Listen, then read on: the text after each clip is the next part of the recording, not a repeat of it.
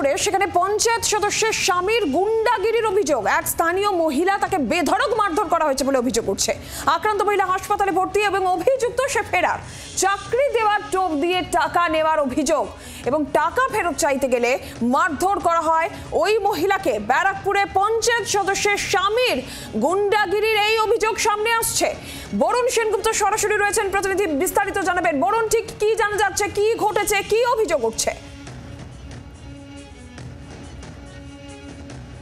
দেখো, যেটা অভিযোগ যে 4 নম্বর শিউলি পঞ্চায়েতের 4 নম্বর ওয়ার্ডের যে মেম্বার, তার স্বামী শহীদুল, সেই শহীদুলের বিরুদ্ধে কিন্তু অভিযোগ।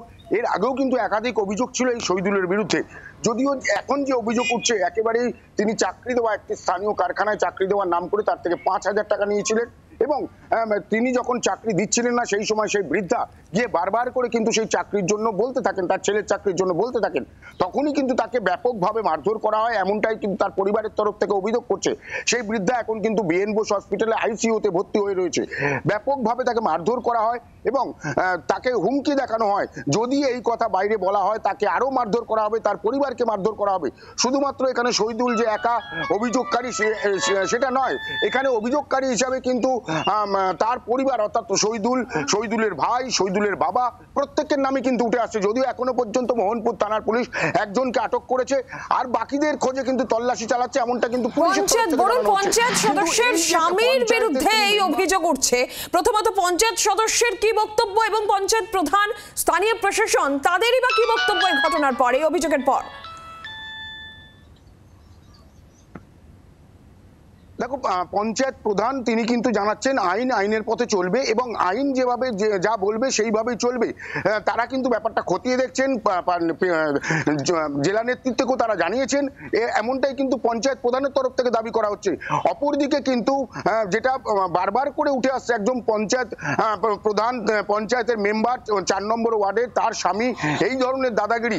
এলাকার বাসিন্দারা যেটা বলছেন, বিভিন্ন সময় কিন্তু এই শহীদুল, যিনি পঞ্চায়েত মেম্বারের স্বামী, তিনি কিন্তু বিভিন্ন সময় এই ধরনের অত্যাচার বা এই ধরনের কাজ চালাতেন তাদের এলাকায়। বিভিন্ন একাধিক অভিযোগ এই ব্যক্তির বিরুদ্ধে আগেও ছিল। বরুণ, ধন্যবাদ তোমাকে। এবার আপনাদের শুনবো আক্রান্ত মহিলা, তার ছেলে কি বলেছেন। ও খালি আমাদেরকে ফোনে ধমকি দিচ্ছে যে আমার ভাইকে অ্যারেস্ট করা হয়েছে, ক্ষমতা থাকলে আমাকে করে দেখা। আমি কাউকে ভয় পাই না, ঠিক আছে? আমার সব লোক আছে, আমি সবাইকে মেরে বেড়াই, সবাইকে ধরে বেড়াই, আমি সব কিছু করবো। ও এসব কিছু করছে সব ওর বউর ক্ষমতায়, ঠিক আছে? টিএমসি পার্টির ক্ষমতায় ও কিছু করছে, ও কিছুই নাই। আর আসল কথা হচ্ছে, আমার মা এখন আইসিইউতে ভর্তি, শহীদুল গাজী এখনো ঘুরে বেড়াচ্ছে। অভিযুক্ত এখনো ফেরার। স্থানীয় তৃণমূল নেতৃত্বের বক্তব্য শুনবো আমরা।